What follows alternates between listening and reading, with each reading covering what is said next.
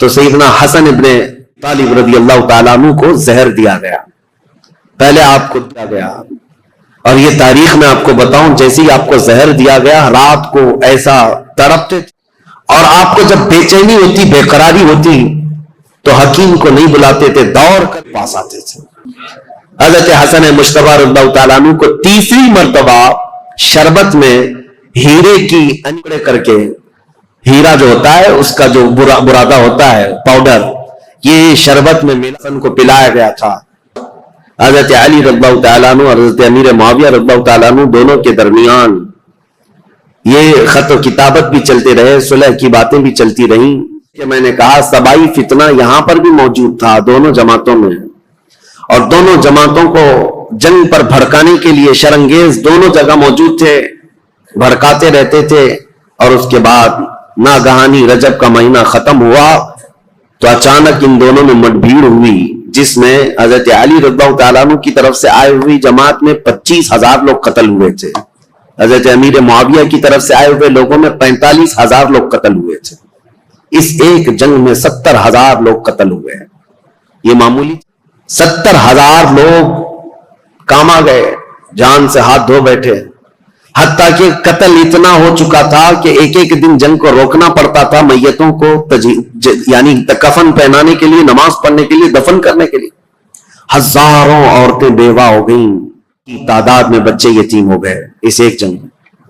پھر حضرت امیر معاویہ نے سمجھ لیا، کیونکہ شامی فوج جو ہے اب کمزور پڑ گئی تھی، جو حضرت امیر معاویہ اور حضرت علی کے ساتھ جو فوج لڑ رہی تھی وہ عراقی فوج تھی، کیونکہ حضرت علی کا دارالخلافہ کوفہ تھا جو عراق میں ہے۔ عراقی فوج اور شامی فوج دونوں میں لڑائیاں ہیں، اور حجاز کے لوگ یعنی مدینہ، مکہ، یہاں کرم اللہ وجہہ الکریم کے ساتھ تھے۔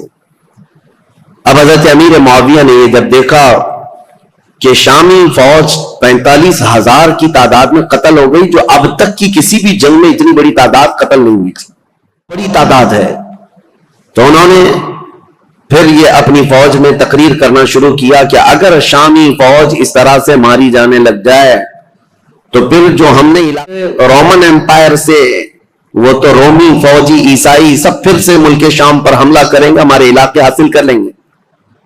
اور پھر حضرت امیر معاویہ نے عراقی فوج کو بھی بتایا کہ اے عراق کے رہنے والوں، تمہارا قتل ہو گئے، اسی طرح سے اگر تمہارا بھی قتل جاری رہا اور یہ جنگ جاری رہی تو جو تم نے علاقے فتح کیے پرشین امپائر سے، یعنی ایران کی جو پہلی کی حکومت، اس سے جو علاقے تم نے فتح کیے، یہ پرشین امپائر کے لوگ جو پجاری ہیں آگ کے، وہ دوبارہ عراق کو حاصل کر لیں گے، اور تمہارے پاس اپنے آپ کو بچانے کے لیے لوگ نہیں رہیں گے۔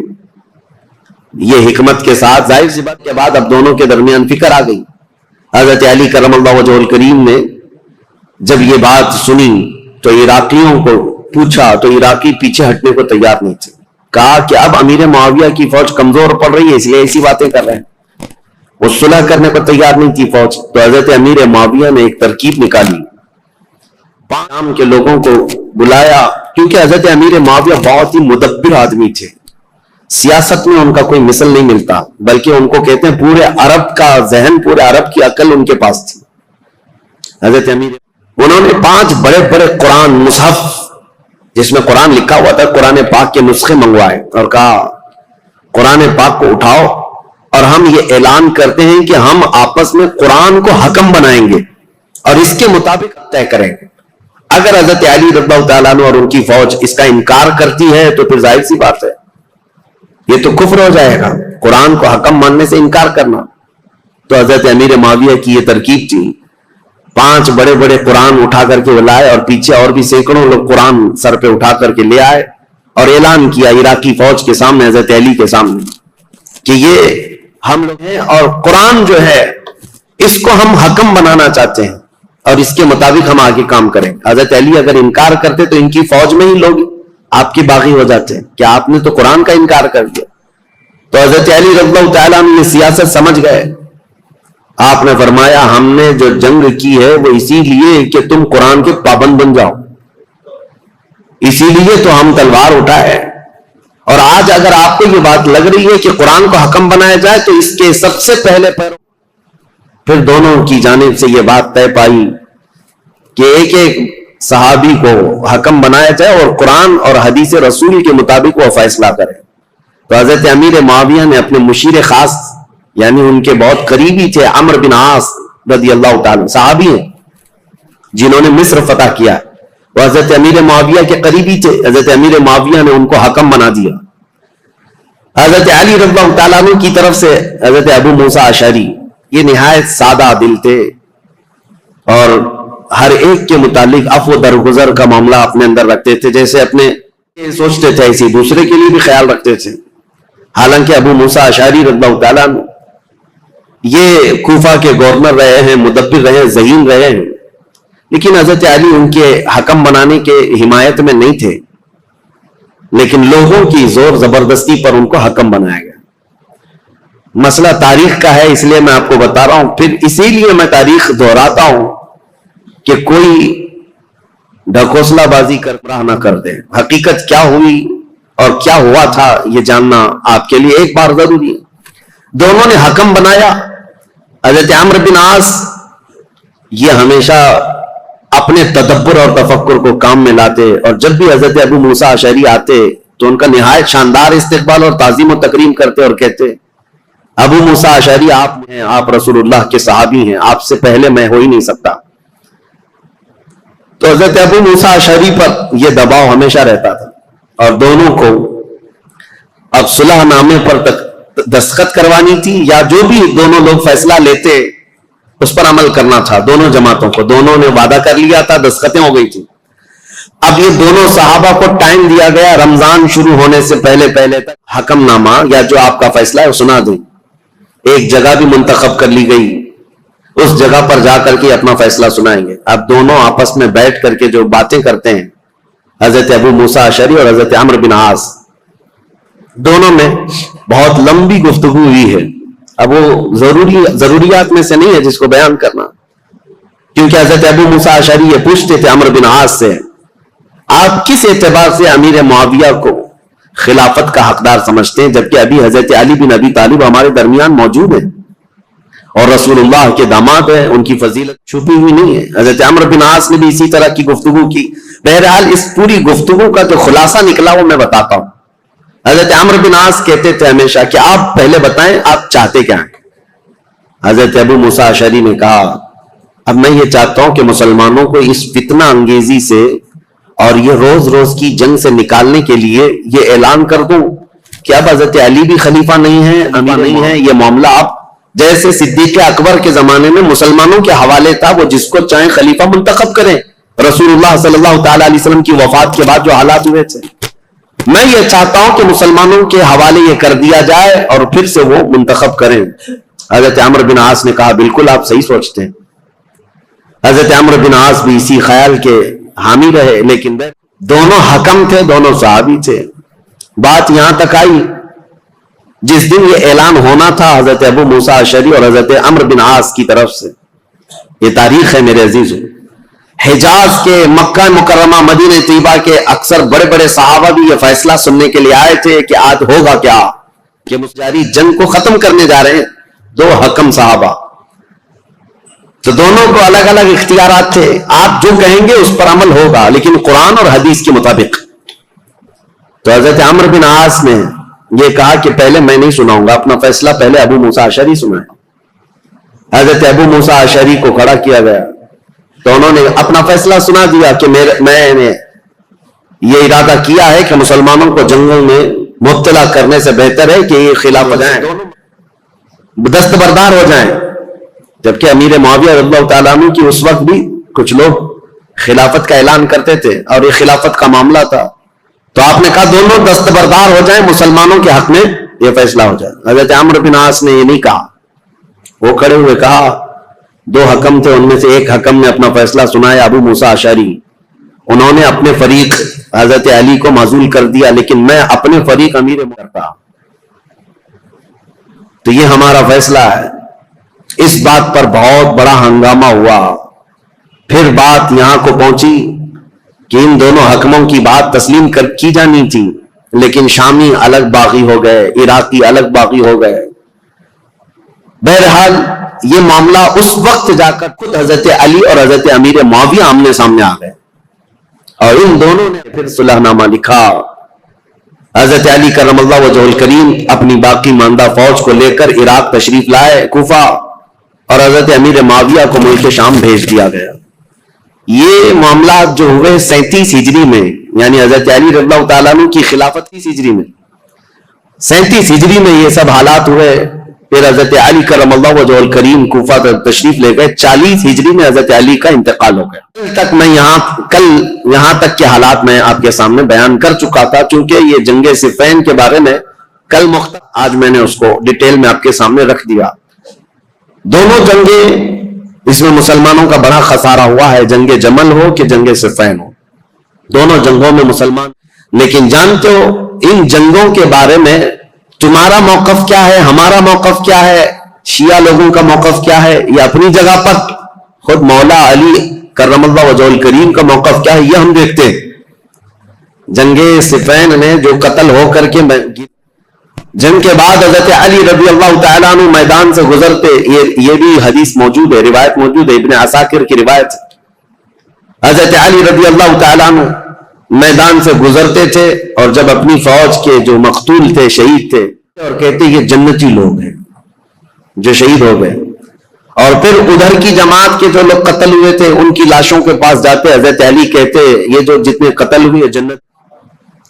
میرے عزیزوں, دونوں کے متعلق یہ بات کہنا, یہ آپ کو سمجھنا چاہیے کہ جس امام کے سامنے یہ معاملات درپیش تھے انہوں نے خود کہا کہ دونوں طرف مسلمان ہیں, اور جو تلواریں اٹھی ہیں وہ غلط فہمی کی وجہ سے اٹھی ہیں یا کسی فتین کی فتنہ انگیزی کی وجہ سے اٹھی ہے, ان کی اجتہادی خطا ہے. لیکن بعد کے آنے والے اکابر علماء, ائمہ اکرام جتنے بھی ہیں, سبوں نے یہی کہا ہے جنگ میں دونوں طرف صحابہ تھے لیکن حق غالب تھے, سیدنا مولا علی کرم اللہ وجہہ الکریم تھے. خیر 40 ہجری میں جب آپ کا انتقال ہوا تو اب خلافت کا مسئلہ پھر سے آ گیا.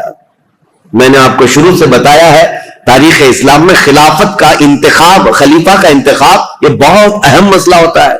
اس وقت بڑی جنگ ہو سکتی ہے, اس جنگ کو ختم کرنا, ارے میاں یہاں چھوٹے الیکشن میں وہ خلیفہ اسلام کا انتخاب اور بہت اہم ذمہ داری ہوتی ہے. تو حضرت علی رضی اللہ تعالیٰ عنہ کے انتقال کے بعد جتنے کوفہ کے لوگ تھے, مولا علی کرم اللہ وجہہ الکریم کے جتنے حمایتی لوگ تھے, اور مدینہ مکہ مکرمہ میں جتنے لوگ مولا علی کرم اللہ وجہہ الکریم کے لوگ, ان کی جماعت کے, ان کے حامیان میں سے تھے, یہ اعلان کیا کہ حضرت علی کے بڑے بیٹے حسن, امام حسن مجتبیٰ کو خلافت پر فائز کیا جائے. حضرت امام حسن کو لوگوں نے بٹھا دیا کرسی خلافت پر اور سب ان کے ہاتھوں پر بیعت کرنے لگے. حضرت امام حسن مجتبیٰ نے بیعت بھی لی. یہ 5ویں خلیفہ ہیں, تاریخ ہے 5ویں خلیفہ ہیں, اور خلافت راشدہ کا جو 30 سال کا پیریڈ ہے اس کے اندر ہی ہے. ابھی 6 مہینے باقی ہیں خلافت راشدہ کے 30 سال حضور نے فرمایا نا. یہ سارے 29 سال بکر صدیق سے لے کر حضرت علی تک, جب حضرت علی کا انتقال ہوا سارے 29 سال ہوئے تھے. اور اسی کے بعد حضرت امام حسن نے بھی اعلان کیا, اور ادھر ملک شام میں دمشق میں حضرت امیر معاویہ نے اپنی خلافت کا اعلان کیا, اور شام کے وہ سب کے سب حضرت امیر معاویہ کے ہاتھ پر بیعت کر لی. اب یہ خلافت کا تنازع یعنی بیک وقت 2 خلیفہ کا اعلان, یہ سب سے پہلے خلافت راشدہ کے بعد ہوا. حضرت علی کے زمانے میں کبھی بھی حضرت خلیفہ ہونے کا اعلان نہیں کیا. یہ کہتے رہے کہ خلافت کا حقدار ہم بھی ہیں, لیکن خلیفہ ہونے کا عام اعلان کبھی نہیں کیا. اور حضرت علی کے انتقال کے بعد بیک وقت 2 خلیفہ کا اعلان. اہل مدینہ جتنے تھے وہ سب حضرت امام حسن کے ہاتھ پر بیعت کیے, اہل مکہ جتنے تھے وہ امام حسن کے ہاتھ پر بیعت کیے, اہل عراق جتنے تھے وہ امام حسن کے ہاتھ پر بیعت کیے. اب سیدنا امام حسن کی خلافت کا دور ہے, تو ظاہر سی بات ہے میرے عزیزوں, کچھ باتیں امام حسن مجتبیٰ کی سننا بھی ضروری ہے. رسول اللہ صلی اللہ تعالی علیہ وسلم کے یہ وہ عظیم نواسے ہیں جن کو خود رسول اللہ میں اپنا بیٹا کہتے تھے, اور مدینے میں موجود صحابہ کہتے ہیں رسول اللہ علیہ وسلم سے سب سے زیادہ ملتی جلتی شکل اگر کسی کی تھی تو امام حسن مجتبیٰ کی تھی. ان کے چہرے تو حضرت امام حسن مجتبیٰ رضی اللہ تعالیٰ عنہ حضور کو یاد کرتے تھے, اور امام حسن کی فضیلت کیا تھی. یہ نبی پاک صلی اللہ تعالی علیہ وسلم کے وہ محبوبوں میں سے دونوں شہزادے حسن و حسین رضی اللہ تعالیٰ عنہما. حضرت ابو ہریرہ رضی اللہ تعالیٰ عنہ ان حدیثوں کے راوی ہیں جنہوں نے مدینہ طیبہ میں خود اپنی آنکھوں سے دیکھا ہے تعالیٰ علیہ وسلم کس قدر ان دونوں شہزادوں سے پیار کرتے. یہاں تک کہ ایک مرتبہ امام حسن کو اور امام حسین کو, یا صرف امام حسن کو, کندھے پر سوار کر کے حضور مدینے میں چل رہے تھے. کسی حضرت امام حسن کی طرف دیکھ کر کہا, شہزادے کتنی اچھی سواری پایا ہے, کونین کا آقا و مولا سید الانبیاء جس کے دوش پر تو سواری کر رہا ہے. نبی پاک صلی اللہ تعالیٰ علیہ وسلم نے اس صحابی سے فرمایا, تم نے صرف سواری دیکھا, یہ بھی تو دیکھو سوار بھی کتنا اچھا ہے.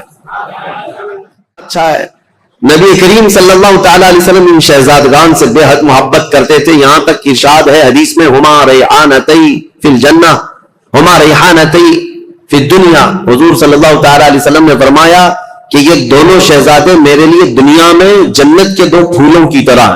اسی لیے حضور ان کی گردنوں کو سونگتے تھے اور ان کے چہروں کو جب بوسہ لیتے تھے تو آپ ان کو سونگھا کرتے. کیا آپ ان بچوں کو سونگھتے ہیں؟ چومنے کا, بوسہ دینے کا رواج تو, سونگنے کا کیا ہے؟ نبی کریم صلی اللہ تعالیٰ علیہ وسلم یہ فرماتے یہ جنت کے دو حسین پھول ہیں, اور ان کے نام عرب میں بالکل نیو نام تھے, بالکل جدید. اس سے پہلے حسن نام بھی عربوں میں نہیں پایا جاتا تھا, حسین نام بھی نہیں پایا جاتا تھا. صحابہ کہتے ہیں اللہ تعالیٰ نے یہ دونوں نام بچائے رکھے, محفوظ رکھے, اور رسول اللہ کے نواسوں کے سب سے پہلے نام رکھے گئے حسن اور حسین.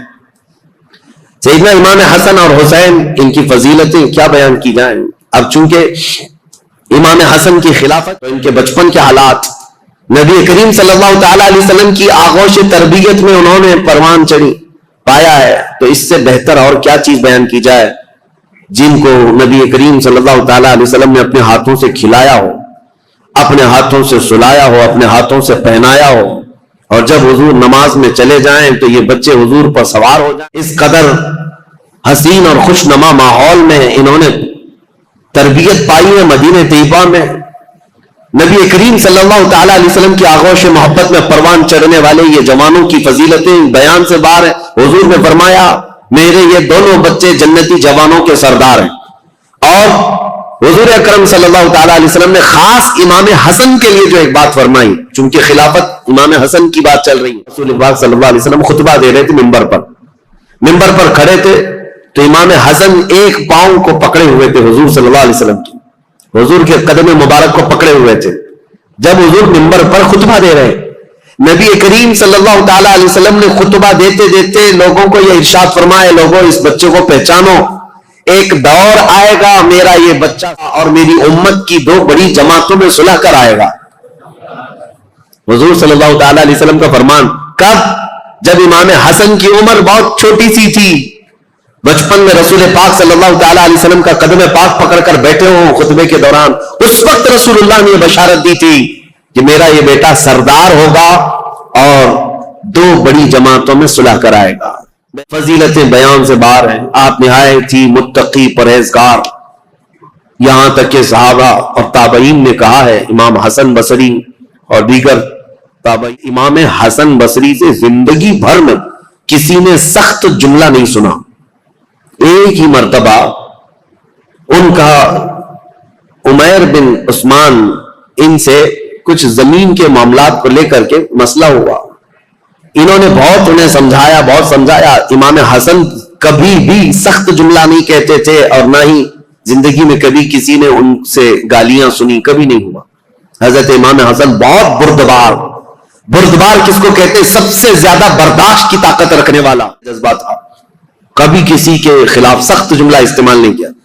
عمیر بن عثمان سے جب یہ معاملہ ہوا تو لوگوں نے آ کر کے کہا کہ آپ کی ساری دلیلیں, ساری باتیں انہوں نے رد کر دی, وہ ماننے کو تیار نہیں. امام حسن نے کہا اس سے زیادہ میں کیا کر سکتا ہوں, اس کی ناک خاک آلود ہو جائے. بس یہ ایک جملہ فرمایا گیا, پوری زندگی میں ہم نے امام حسن سے سنا, اس کے علاوہ سخت جملہ کسی کے بارے میں کہتے ہوئے کبھی نہیں سنا.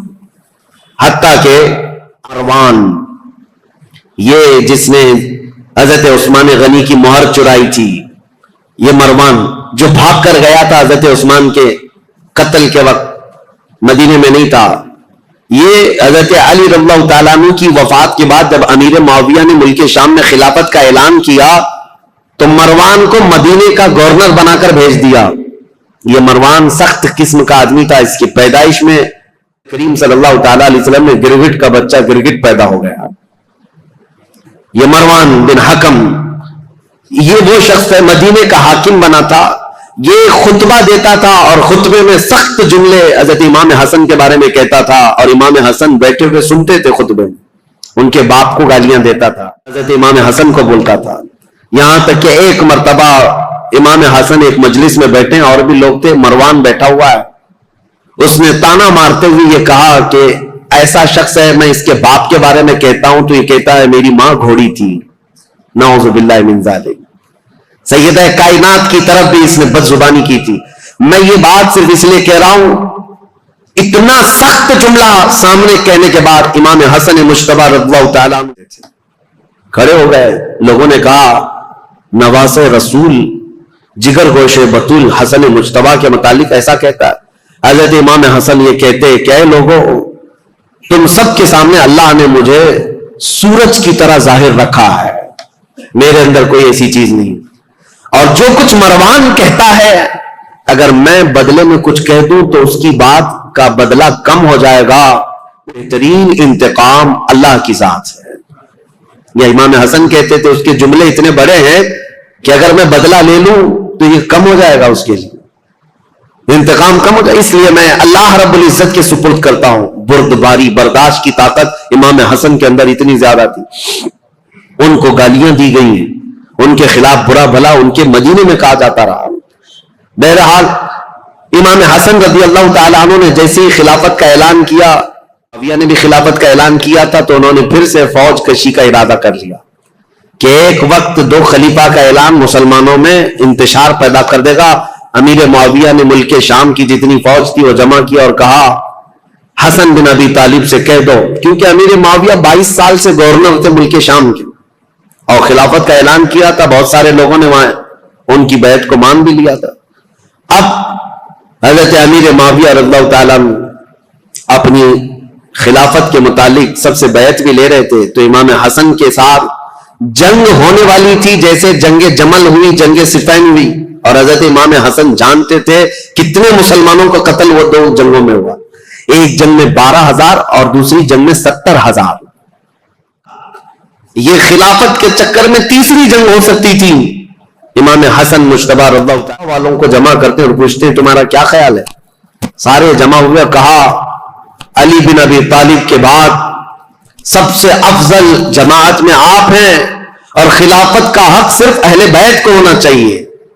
یہ ساری باتیں کوفہ والوں کی تھی. انہوں نے حضرت امام حسن سے کہا تو حضرت امام حسن نے کہا چلو میرے ساتھ. امیر معاویہ ملک شام سے نکلے ہوئے، ہم کسی جگہ آمنے سامنے ہونے والے ہیں. کوفہ والے بھی نکلے امام حسن کے ساتھ، امیر معاویہ کے ساتھ بھی ایک فوج. لیکن جس جگہ ان دونوں فوجوں کا آمنا سامنا ہوا، امام حسن جنگ کی نیت سے نہیں آئے تھے، سیدھے حضرت امیر معاویہ کے پاس گئے. کہا پچھلی جنگوں کے تلخ تجربے میرے سامنے ہیں، اس کے کڑوے نتیجے مجھے پتا ہیں. خون بہے گا ہمارے درمیان یا تمہارے درمیان، میں خلافت کا یہ کڑوا مزہ نہیں لینا چاہتا. لہذا میں تم سے کچھ شرائط پر صلح کرنا چاہتا ہوں. حضرت امیر معاویہ نے کہا بتائیے آپ. اور حضور صلی اللہ تعالیٰ علیہ وسلم کے نواسے ہیں، حضرت علی کے بیٹے. امیر معاویہ ایسا نہیں ہے کہ ان کی بے حرمتی کرتے تھے یا توہین کرتے تھے، نہیں، عزت بھی کرتے تھے. خلافت کا معاملہ ہے تو حضرت امام حسن نے صلح نامہ لکھوایا، شرائط لکھوائے. اس میں پہلی یہ تھی کہ امیر معاویہ کے انتقال کے بعد خلافت پھر امام حسن کے پاس آ جائے گی.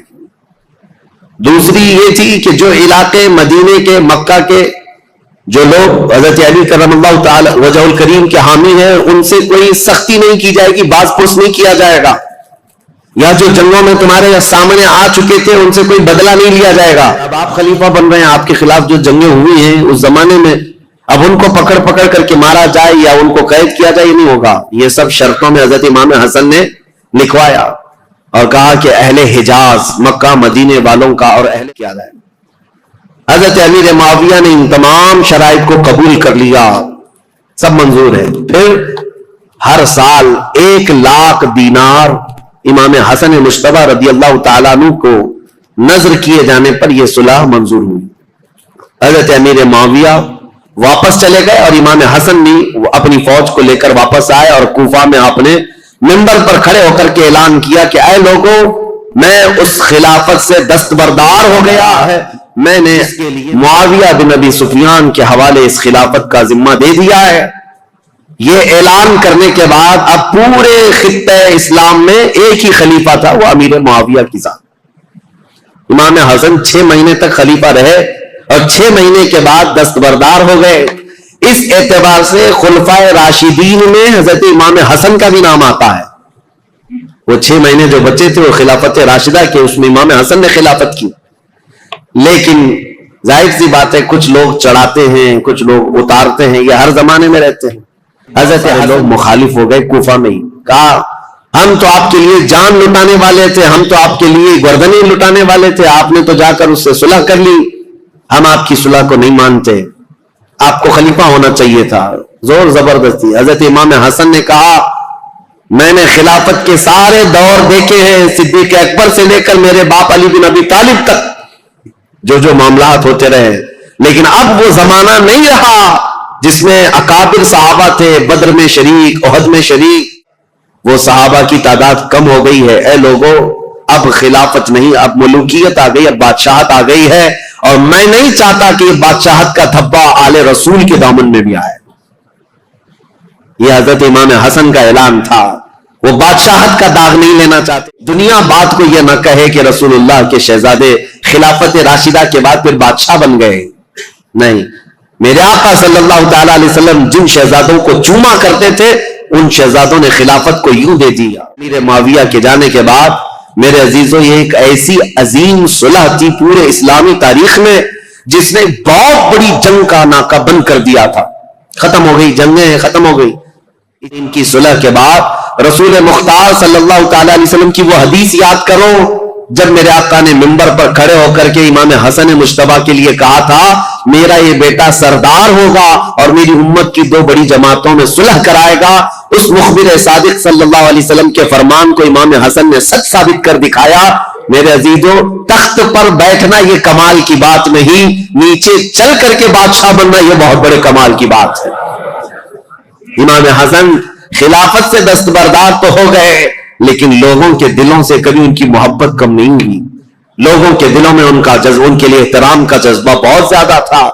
آج بھی میرے عزیزوں، میں ایک حیرت کی بات ہے آپ کو بتاؤں، مدینہ طیبہ میں جانے کے بعد ان ظالم نجدیوں نے جنت البقیع کی جتنی قبریں تھی بلڈوزر سے کر دیا، صاف کر دیا. پہلے سب کی قبریں تھی سیدہ کائنات فاطمہ الزہرا کی وہیں پر مدینہ طیبہ میں، اور امام باقر، امام زین العابدین یہ وہاں پر ہیں، اور کئی ازواج، ساری ازواج مطہرات حضور کی 2 بیویوں کو چھوڑ کر، اور حضور صلی اللہ تعالی علیہ وسلم کے کثیر صحابہ، عثمان ابن عفان، وہاں جنت البقیع میں سب کو بلڈوزر سے ختم کر دیا. لیکن آج بھی جاؤ مدینہ طیبہ، صبح شام حاضریاں تو ہوتی ہیں، دروازہ کھلتا ہے، ایک نہیں ہنسے، سارے مومنین جاتے ہیں جنت البقیع جاتے ہیں. آج بھی اور قبریں نہ بھی ملے تو انہیں ان صحابہ کو اور ان اکابر کو یاد کر کے روتے ہیں اور دعائیں کرتے ہیں اور واپس آتے ہیں. میں پوچھنا چاہتا ہوں، قبروں کو منہدم کر دینے کے بعد پورے کروڑوں مسلمانوں میں سے کسی کے بھی دل میں سیدہ فاطمہ الزہرا کی عظمت کم ہوئی؟ کیا امام حسن مجتبی کی قبر کو ڈھا دینے کے بعد ان کی عظمت ہوئی؟ ان ظالموں کو یہ خبر نہیں، ان کے مقامات و مراتب صرف قبروں سے نہیں ہے. اللہ جسے مقام دیتا ہے وہ صبح قیامت تک عطا کرتا ہے. یہ ہمارے دلوں میں ان کی عظمت ہے. سیدنا امام حسن مجتبی رضی اللہ تعالیٰ عنہ نے خلافت امیر معاویہ کے حوالے کر دیا. چونکہ ہمارا موضوع جو چل رہا ہے وہ تاریخ اسلام ہے تو تاریخ کو لے کر کے چلنا ہے مجھے کربلا تک. کربلا کے واقعات کیسے پیش آئے اب آپ کا ذہن بن گیا ہوگا. جب حضرت عثمان کے زمانے سے اتنے معاملات چل رہے تھے تو پھر کربلا آنے تک کے معاملات کیا کیا ہوئے ہوں گے. اب آپ کا ذہن خود ہی فیصلہ کرے گا کیا کیا ہوئے ہوں گے. ٹھیک ہے، حضرت امیر معاویہ آ گئے، والی شام بھی خلافت اسلامیہ کے آپ امیر بن گئے. اب ظاہر سی بات ہے امیر معاویہ 40 ہجری میں خلیفہ بنے تو ان پر جو ہے 60 سال تک رہا ہے، یعنی تقریباً 60 ہجری تک رہا ہے، 20 سال آپ نے خلافت کی ہے. تو اب ان کی بھی کچھ سیرت آپ کے سامنے رکھنا ضروری ہے. کون ہے امیر معاویہ؟ کون ہے یہ جو اب 20 سال خلافت کیا؟ خلفائے راشدین کے بعد سب سے لمبا دور ان کو ملا ہے، اور 22 سال پہلے گورنر رہے. کل 42 سال انہوں نے ملک شام کی رسی پکڑی ہے، باغ ڈور سنبھالا ہے. تو 42 سال تک مسلمانوں پر امیر معاویہ کون ہے؟ ان کی تاریخ بھی ضروری ہے. لیکن ان کی تاریخ سے پہلے میں امام حسن مجتبی رضی اللہ تعالیٰ عنہ کی خلافت کا دور تو ختم ہوا، لیکن آپ کی زندگی پاک موجود تھی. 3 سال تک اور بھی آپ رہے خلافت ختم ہونے کے بعد بھی. اور اس کے بعد حضرت امام حسن کوفہ میں نہیں، مدینہ طیبہ میں رہنے لگ گئے. مدینہ طیبہ میں ایک آپ کی عادتیں، آپ کی خصلتیں بہت ساری اہم ہیں. اس میں تو ایک چیز یہ، آپ کثرت سے آپ نے شادیاں کی ہیں اور طلاق بھی. اس کی ایک وجہ یہ بتائی جاتی تھی کہ لوگ، حضرت علی جو ہے اعلان کرتے بھی تھے منبر پر کہ اے لوگوں، کوفہ کے لوگوں، میرے بیٹے حسن کو اپنی بیٹیاں مت دینا، یہ طلاق دے دیتا ہے. اس کے باوجود لوگ قبیلہ در قبیلہ آ کر کہتے ہم تو اپنی بیٹیاں دیں گے. وجہ یہ ہے کہ لوگ اپنی بیٹیوں کا رشتہ رسول اللہ کے خاندان سے جوڑنا چاہتے تھے کہ نسبت حاصل ہو جائے. اور حضرت امام حسن مجتبی رضی اللہ تعالیٰ عنہ نے صرف نسبت دینے کے لیے شادیاں فرمائیں. اخیر زمانے میں مدینہ طیبہ میں تھے تو سیدنا حسن ابن علی بن ابی طالب رضی اللہ تعالیٰ عنہ کو زہر دیا گیا.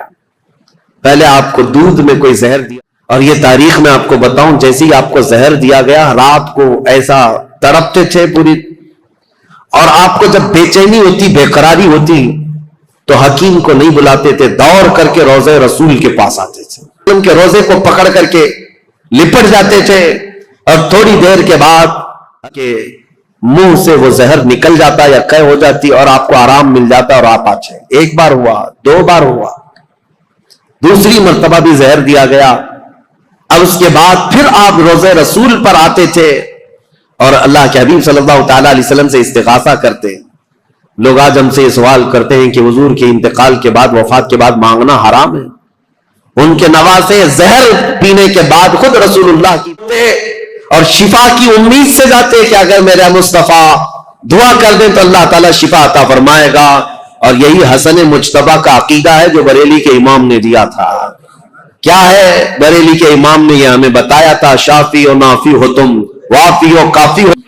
حضرت حسن مجتبی رضی اللہ تعالیٰ عنہ کو تیسری مرتبہ شربت میں کاٹ کر کے، ٹکڑے کر کے، ہیرا جو ہوتا ہے اس کا جو برادہ ہوتا ہے پاؤڈر، یہ شربت میں ملا کر حضرت امام حسن کو پلایا گیا تھا. اور جیسے ہی یہ پلایا گیا حضرت امام حسن رضی اللہ تعالیٰ عنہ کے پیٹ میں اتنی سخت تکلیف ہوئی کہ پوری انتڑیاں کٹ کٹ کر کے آپ کے منہ سے باہر آ گئی. ہیرا اگر کٹا ہوا ہیرا اگر کسی کے پیٹ میں انتڑیوں کو اور کلیجے کو سب کو پھاڑ دیتا ہے. حضرت حسن مجتبی رضی اللہ تعالیٰ عنہ کو ہیرے کی انی کاٹ کر کے شربت میں ملا کر پلایا گیا اور انتڑیاں کٹ کر کے جب باہر آتی تھیں اس وقت بھی آپ روضہ رسول کے پاس تھے. امام حسین رضی اللہ تعالیٰ عنہ اس وقت آپ کے پاس موجود تھے اور آپ لپٹ کر کے روتے تھے اور کہتے تھے بھائی جان آپ کو پتا ہے کس نے آپ کو زہر دیا اور کون یہ کام کر رہا ہے؟ اللہ کا واسطہ دیتا ہوں مجھے بتا دے.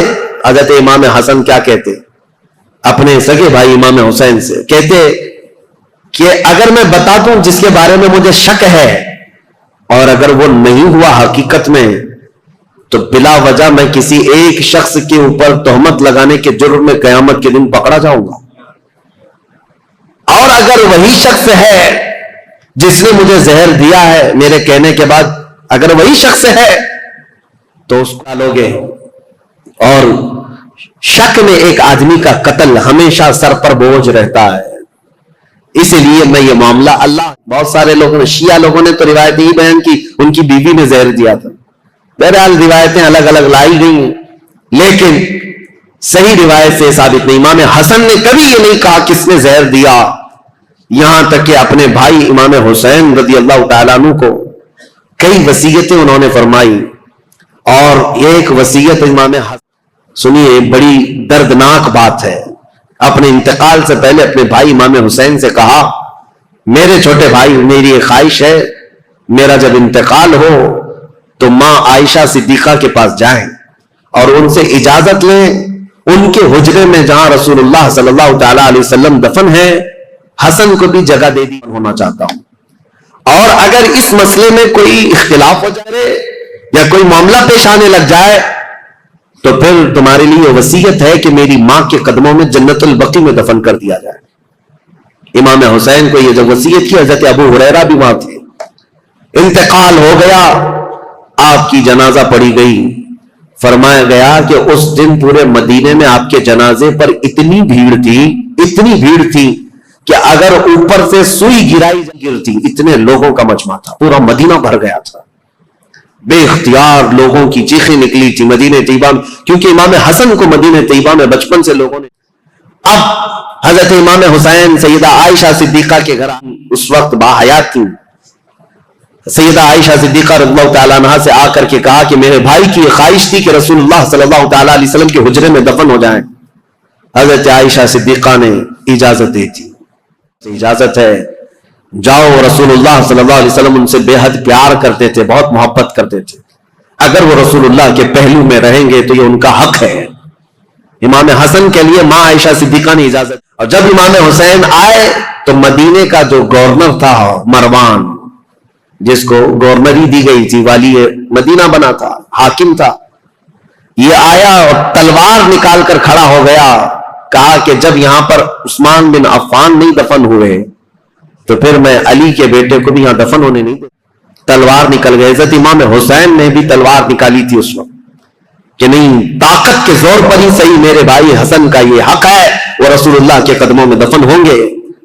لیکن جب یہ جنگ ہونے جیسی نوبت آئی تو حضرت ابو ہریرہ رضی اللہ تعالیٰ عنہ جو کثرت سے رسول اللہ کی حدیثوں کے راوی ہیں، وہ اس وقت امام حسین کے پاس آئے اور کہا، پہلے تو انہوں نے مروان اور کہا تو ظلم کی تلوار اپنے ہاتھ میں پکڑا ہے، تجھے پتا ہے کس کے متعلق یہ بات کی جا رہی ہے؟ رسول اللہ کے نواسے ہیں، جن کے گھر سے پوری دنیا میں شریعت نکلی ہے، جن کے گھر بے اجازت جبرائیل نہیں آتے تھے، تجھے پتا ہے؟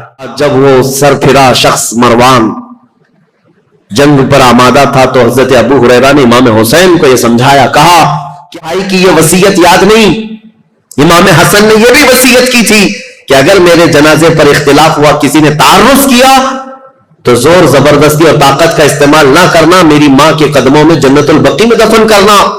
امام حسین کو یاد دلائی، حضرت امام حسین پیچھے ہٹ گئے اور پھر امام حسن کا جنازہ مبارکہ جنت البقیع میں لایا گیا اور سیدہ فاطمہ الزہرا رضی اللہ عنہ میں حضرت امام حسن ہمیشہ کے لیے دفن ہوئے۔ یہ تاریخ رسول کریم صلی اللہ تعالی شہزادے کی ہے۔